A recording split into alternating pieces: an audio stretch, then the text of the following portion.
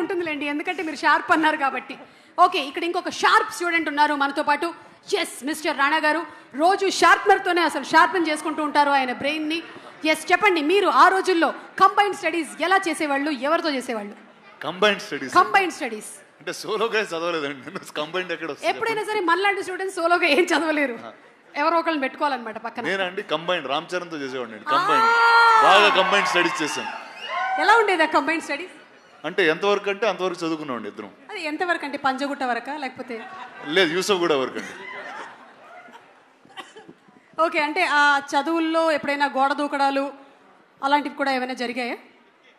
లేదు, దూకడాలు లేదండి. అంటే కిటికీ ఎలా దూకుతాడు రాణా గారు? పట్టరు ఆయన కిటికీలో. కరెక్ట్, అది కరెక్టే అండి. ఎందుకంటే కంబైన్డ్ స్టడీస్ అని చెప్పి కిటికీ గ్రిల్ తీసేసి బయటికి దూకేసి వెళ్ళిపోయేవాళ్ళం. వావ్. సో ఏదో ఒకటి స్టడీస్ వల్ల ఒకటి ఉపయోగపడింది మనకి. కిటికీలు తీయడం ఎలా తెలుసు? కార్పెంటరీ నేర్చుకున్నానండి. Very good, very good. అంటే స్టడీస్ వల్ల ఏదో ఒక ఉపయోగం అయితే ఉండాలి కదా. ఓకే, సో ఇప్పుడు ఇండస్ట్రీలో ఒకవేళ కనుక వీళ్ళు టీచర్స్ అవుతే ఎవరు ఏ సబ్జెక్ట్ చెప్తే బాగుంటుందో ఒకసారి మీరు చెప్పాలి మాకు. పిక్చర్ నెంబర్ 1 రామ్ చరణ్ గారి పిక్చర్ వేయండి అమ్మా. రామ్ చరణ్ ఏ సబ్జెక్ట్ చెప్తే మంచిది other than acting? Horse riding నేర్పిస్తే బాగుంటుంది. Wow, that's super. He can teach terrific horse riding in school. Super. Magadheera నుంచి అప్పటి నుంచి. ఓకే, నెక్స్ట్ పిక్చర్ ప్రభాస్ గారి ఫోటో వేయండి అమ్మా. ఈయన ఏ సబ్జెక్ట్ చెప్తే బాగుంటుంది? అందరితో హ్యాపీగా ఎలా ఉండాలని ఒక I think more behavioural and cultural class చెప్తే బాగుంటుందండి. Actually I think we have a happiness ministry. అది ఇచ్చేస్తే బెస్ట్ అండి, హ్యాపీనెస్ మినిస్ట్రీ. కరెక్ట్. బా, yes, darling Prabhas. Next picture please. Anushka గారి ఫోటో వేయండి. ఈవిడ ఏం టీచ్ చేస్తే బాగుంటుంది? సేమ్ అండి, యాక్చువల్లీ మంచితనం టీచ్ చేస్తారండి అందరికి. బా, అంటే నాకు ఇప్పుడే రీసెంట్గా నేను యాక్చువల్లీ నేర్చుకున్నా. జపాన్లో కొన్ని స్కూల్స్లో ఫస్ట్ 3rd క్లాస్ వరకు 4th క్లాస్ వరకు వాళ్ళకి ఏ సబ్జెక్ట్స్ ఉండవండి.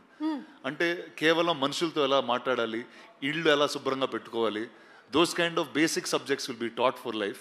I think she is the best person to teach that. I think మన అందరికీ ఇక్కడ చాలా అవసరం అది. చాలా అవసరం. మనకి యూకేజీ ఎల్కేజీ నుంచే నౌన్ ప్రొనౌన్స్ రుద్దేస్తున్నారు.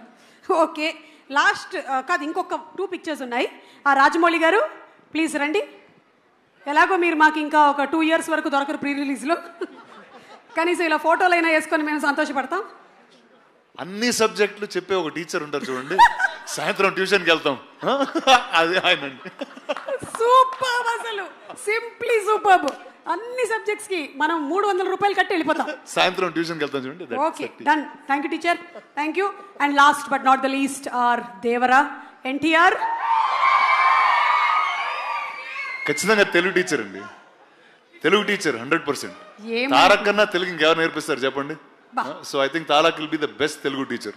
ఇందుకనే మీరు సినిమాల్ని ప్రొడ్యూస్ చేసి ప్రెజెంట్ చేస్తున్నారు. ఒక్కొక్కళ్ళకి ఎంత కరెక్ట్గా ఇచ్చుకోవాలో అంత కరెక్ట్గా ఇచ్చారు కదా అసలు బిరుదులు. అండ్ అంతేకాకుండా ఎప్పుడు ఈ సినిమాని ఎక్కడ మలుపు తిప్పాలో చూపించింది కూడా మీరే రాణా గారు. అంటే తెలుగు సినిమా ఈ రోజున విజయకేతనం ఆస్కర్ వరకు వెళ్ళింది అంటే you were the first person who identified it and took it and marketed Telugu films. So thank you so much. Thank you. You have been truly a teacher for many people. ఇంత చిన్న వయసులోనే చాలా పెద్ద బాధ్యతలు వచ్చేసాయి. ఏం చేస్తాం, తప్పదు. ఒక్కసారి సరిపోదా శనివారంతో సూపర్ డూపర్ హిట్ కొట్టి, అసలు ఈ రోజు శనివారం కాదు కాబట్టి మనం బతికిపోయాం. కానీ what a terrific performance Nani, చూసేసా నేను. సింప్లీ సూపర్, అసలు ఇరగ తీసేశారు. సో ఇప్పుడు ఈ సినిమా అంతా కూడా about human relationships and maths కాబట్టి మీకు బెస్ట్ స్కోరింగ్ సబ్జెక్ట్ ఏంటో చెప్పండి. Special English. స్పెషల్ ఇంగ్లీషా? అంటే తెలుగు లేకపోతే స్పెషల్ ఇంగ్లీష్ ఉండేది కదా? అక్కడ ఏం రాసినా నడుస్తుంది, కథలు రాయాలి. ఎక్కువ ఆన్సర్ షీట్స్ రాసామంటే ఏదో ఒక మార్కులు వేసేస్తారు. అంతే, కథలు రాయటమే. అక్కడ కథలు రాయటమే, ఇక్కడ కథలు రాయటం. సరే, ఇక్కడ మాకు చిన్న కథ చెప్పండి. మీరు చిన్నప్పుడు విన్న చిన్న కథ ఏదైనా జస్ట్ 2-3 లైన్లో చెప్తే చాలు. ఎలాగో మాకు చిన్నప్పుడు సొంత కథలు వెళ్ళినామండి, మనం చూసిన సినిమా కథే. టైటానిక్ రాసేవాడిని. బా, గ్రేట్. అసలు టైటానిక్ని కూడా అక్కడ రాసేసారా మీరు? ఓకే, సో మీకు మీ సిస్టర్కి ఇందులో ఈ సినిమాలో బ్రదర్స్ ఇద్దరి మధ్యలో బాండింగ్ చాలా బాగుంటుంది. సో మీకు మీ సిస్టర్కి మధ్యలో ఉండేటువంటి ఆ బాండ్ లేదా incident, anything that you would recollect? I think సిబ్లింగ్స్కి ఎవరైనా సరే సిబ్లింగ్స్ అన్నాక బాగా కొట్టుకుంటారు, అది అలాగే బాండ్ గట్టిపడుతుంది. ఐ థింక్ వాళ్ళు మనకి ఎంత ఇంపార్టెంట్ అని మనకు తెలిసేది కొంచెం వాళ్ళు నేను ఎక్కడికైనా వెళ్ళినప్పుడు వాళ్ళని ఒక సంవత్సరం చూడనప్పుడు కొంచెం దూరం అయినప్పుడు బేసిక్గా. సో నేను అంతే లైఫ్ అంతా బాగా కొట్టుకు తెచ్చాం. ఆ తర్వాత అది చదువుకోవడానికి యూఎస్ వెళ్ళినప్పుడు సడన్గా ప్రేమలో అసలు సిబ్లింగ్ అంటే ఏంటి, తను మిస్ అవుతున్నానని, సో అవన్నీ స్టార్ట్ అయ్యింది. Super. Last and final question, 35 ప్లస్సా 35 మైనసా? ఏజ్ కాదు, నా ఏజా? మార్క్సా ఒక్కసారి కూడా 35 దాటలేదు. అంటే జస్ట్ ఇట్లా అస్సలు పొరపాటు. వీటి పాపం నేను సినిమా చూశాను, వీడు అందరూ అన్ని మాటలు అంటుంటారు కదా, వీడు నాతో కంపేర్ చేస్తే వీడు బ్రిలియంట్. వీడు పొరపాటును కూడా వాడు కనీసం 1 ముందు 0 పెట్టాలా 1 తర్వాత 0 పెట్టాలని డౌట్ ఉంది నాకు. అసలు 1 తర్వాత 2 ఎందుకు రావాలి, 2 ముందు ఎందుకు రాకూడదని డౌట్ ఉండేది. సో ఒక రకంగా చెప్పాలంటే నేను సినిమా చూస్తున్నంతసేపు వీడితో తెగ రిలేట్ అయిపోయి ఇదేదో నా బయోపిక్ తీస్తారన్నట్టు ఫీల్ అయ్యాను. Super super. ఫండమెంటల్స్ ని క్వశ్చన్ చేస్తున్నారు చాణక్య గారు, మీరు ఎలా ఫీల్ అవుతున్నారు? అంటే ఈయన క్యారెక్టర్ పేరు చాణక్య. ప్రస్తుతానికి అన్న బయోపిక్ అన్నాడు కాబట్టి నేను చాలా గర్వంగా ఫీల్ అవుతున్నా. ఆయన ఫండమెంటల్స్ని క్వశ్చన్ చేసింది కాబట్టి ఇక్కడ దాకా వచ్చిండు. ఆయన బయోపిక్లో పెద్ద విలన్ మీరే, అర్థమవుతుందా? సినిమా చూసిన తర్వాత అర్థమవుతుంది అందరికీ. విలన్లు ఉంటేనే కదా హీరోలు అవుతారు. కొట్టేశారబ్బా మార్కులు.